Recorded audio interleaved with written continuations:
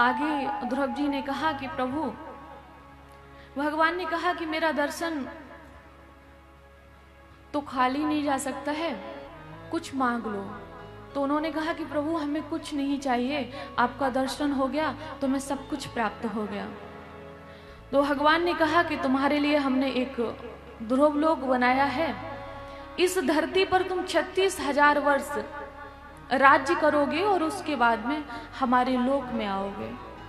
ऐसा वर दिया और ध्रुव जी घर वापस आए हैं। माता पिता ने उनका सम्मान किया है और जिन माँ ने उनको तिरस्कार किया था, आज उन्होंने भी उन्हें हृदय से लगा लिया।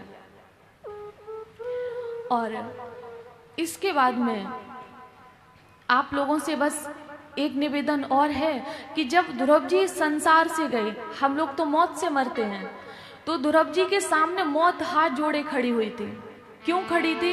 कि तुमने अपनी माता पिता की आज्ञा का पालन किया और कहा कि तुमको तो मैं मार नहीं सकती हूँ, हाँ तुम हमें जरूर मार सकते हो।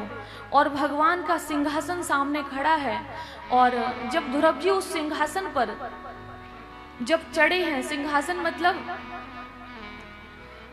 जो उन्हें ध्रुव जी को लेने के लिए आया था 36,000 वर्ष के बाद में, तो ध्रुव जी मृत्यु के सर पे पैर रखे उसके ऊपर चढ़े और सीधा भगवत धाम गए। रास्ता में उन्होंने कहा कि भगवान के पार्षदों से कि जिस माँ की वजह से आज मुझे भगवत प्राप्ति हो रही है, आज मुझे उस माँ को भी साथ लेके चलना है। मुझे वहाँ तो ध्यान नहीं रहा, मुझे वापस लेके चलो, मैं अपनी मैया को लेकर आऊँगा। तब उन्होंने कहा कि तुम्हारे जैसा बालक जिस कुल में उत्पन्न हो जाता है, उस कुल की तो 7-7 पीढ़ियां तर जाती हैं, और तुमसे पहले तुम्हारी माँ का वो सामने देखो विमान जा रहा है। तो आज अपनी माँ के साथ ध्रुव जी ध्रुव लोक में गए। बोलिए भक्त वत्सल भगवान की, राधा रमण सरकार की।